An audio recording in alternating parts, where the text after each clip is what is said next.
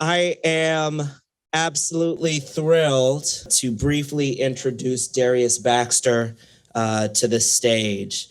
Darius, welcome back to Georgetown.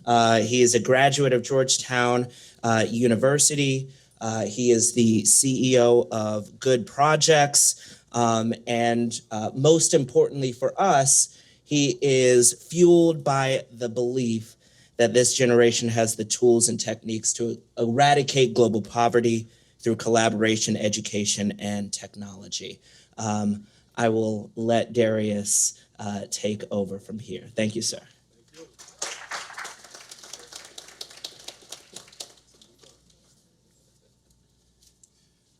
How y'all doing this morning?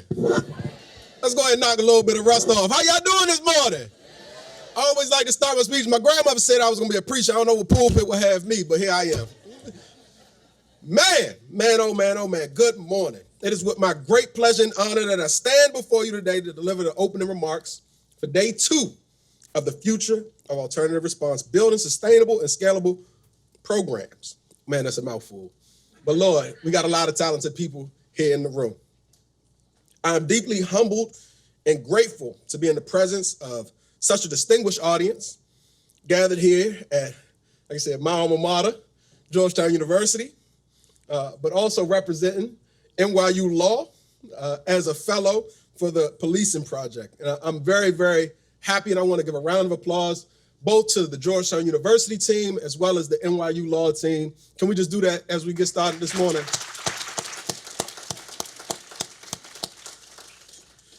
But I would be remiss if I didn't also celebrate the many people that have joined us from around the country, some of which being the Albuquerque Community Safety Initiative, the Atlanta Police and Alternatives and Diversion Group, the City of San Francisco, the City of Tucson, Dayton Mediation Response Unit, and Denver Public Safety. How about them Nuggets? There we go. I would have thought that Denver had a little bit more love for the Nuggets. All right. All right, today we have come together to embark on a collective mission. A mission to shape the future of alternative first response. We are here as alternative first response practitioners, community members, researchers, experts, and other stakeholders, united by a shared commitment to creating transformative change in our emergency response systems.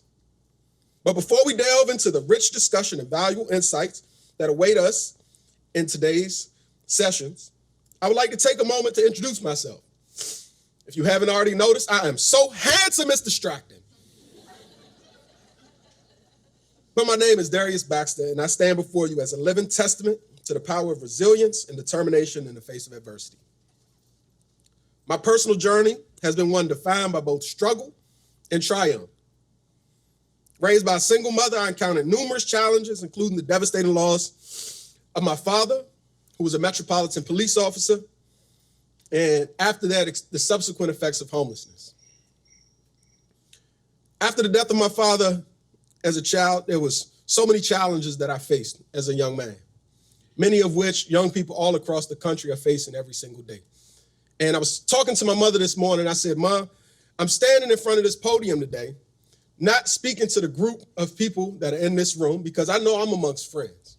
I know I'm amongst a group of practitioners that are working across the country to try to create better communities and a better future for our children. I said, no, Mom, I am standing here speaking to every young person around the world who somebody looked them in their eye and with all the confidence in their heart told them that they wasn't going to be shit.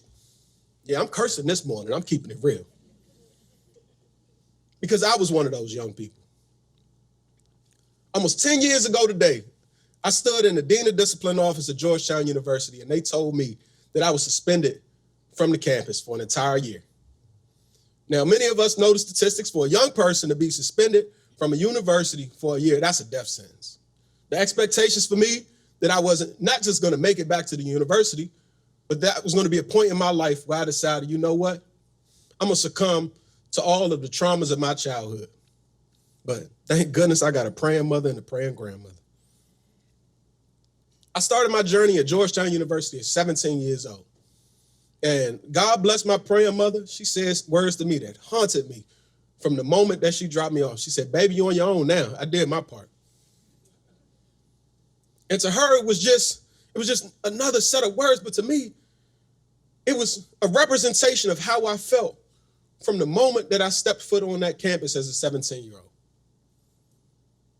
As a football player, and I don't know how many former athletes or current athletes or people that think they athletes we have in the room, but I felt all the love and the praise. As I'm playing ball, I got coaches sitting in my living room, and I made a decision, Georgetown, this is the place for me. They love me, baby.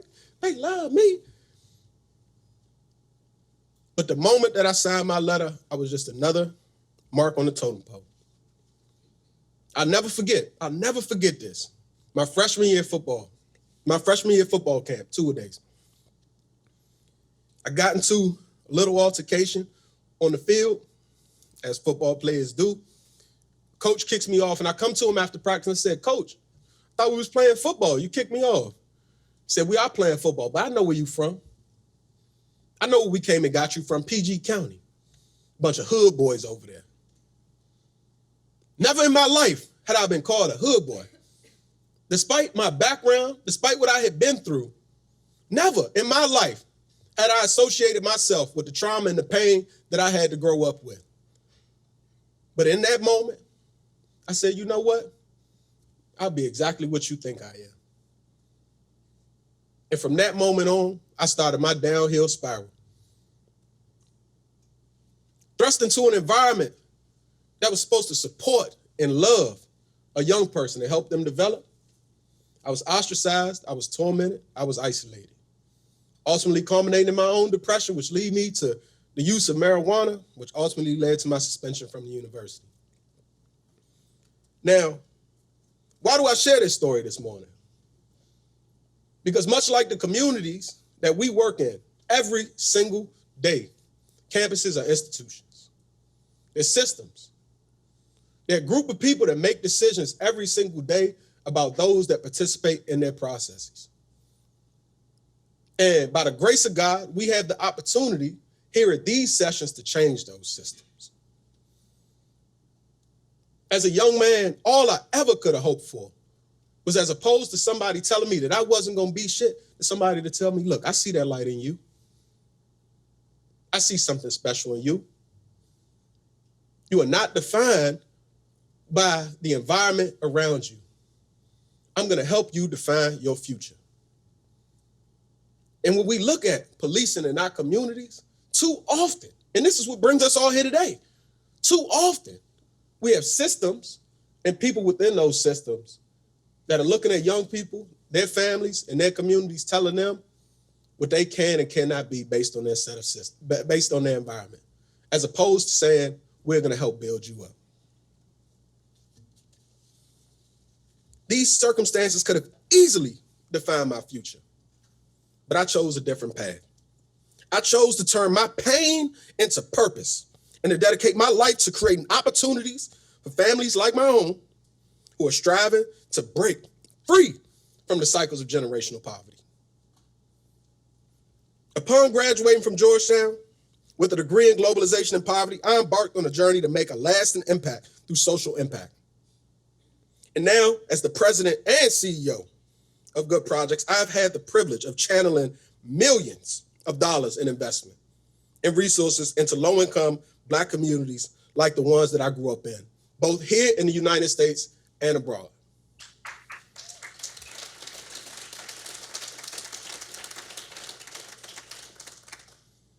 Now, I don't share that with you to boast or brag. I haven't told this story in 10 years. But I tell that story as a living testament to what is possible when we look at these young people in communities. I'm just one story, but it could be millions of young people, men and women, like a Darius Baxter, like a Philique Holland, like a Jada Frazier, like a Casey Hayden. Millions. We only got a few hundred in our community, and golly, they a handful.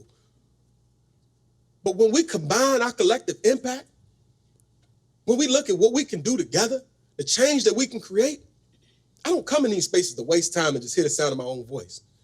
I come in these spaces to inspire, Because it's not just a headline on our website. I truly believe that we have the skills, the tools, and the resources to not only change the face of policing, but to break generational poverty and all the effects of it.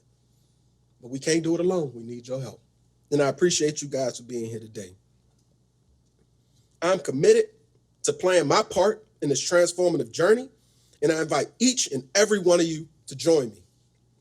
Today, as we gather to discuss the future of alternative first response, we stand at a pivotal moment in history because our traditional models of emergency response have often fallen short in meeting the diverse and complex needs of our communities, particularly those that have been marginalized and underserved for far too long. It is time for change. It is time to reimagine and rebuild our emergency response systems with equity, compassion, and effectiveness at their core. But let me not forget, most importantly, and it's a four-letter word, I promise it's not a curse word, love. Can I say that again? Love. My voice cracked a little bit there because I mean it. Love.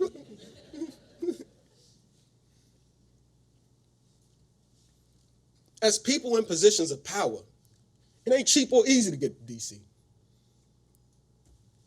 You know what's racist? As people in positions of power, we have the most opportunity. I imagine a world where all of us have probably seen this in our community policing. I imagine a world where a young person sitting on a playground, smoking a joint, is not ran up on a police officer and threatened to send to jail, but is sat down and is talked to. Just imagine that world. Put yourself in the shoes of this young person, the person with all the power in the world in that moment to determine the course of their life, with all the power in the world, choosing to empower them as opposed to ostracize, as opposed to demonize, as opposed to derail all the positive things that could happen in their life, what types of changes we would see. And that's just one example. Alternative first response is not just a concept, it's a movement that calls for a fundamental shift in how we approach emergency situations. It is about fostering trust and building relationships between communities and responders. And all of us have an opportunity to help build those bridges. It is about recognizing the unique needs and perspectives of different populations and ensuring that our response strategies are tailored to meet those needs, specifically of the communities that we serve. It is about developing innovative solutions that prioritize human dignity and well-being.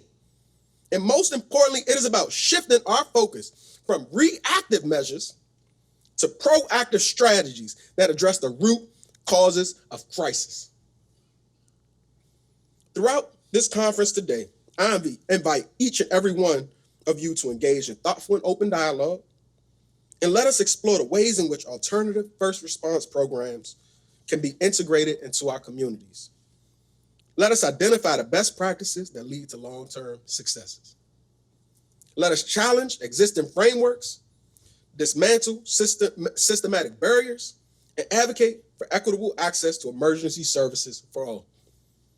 We are here today because we believe in the power of change. Can I say that again? Actually, say it with me. We are here today because we believe in the power of change. Say it with me. We are here today because we believe in the power of change. We believe that by working together, we can build a future where alternative first response is not an alternative, but the norm.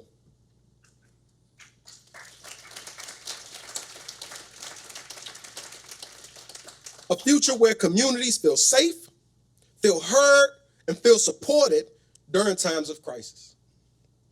A future where no one is left behind.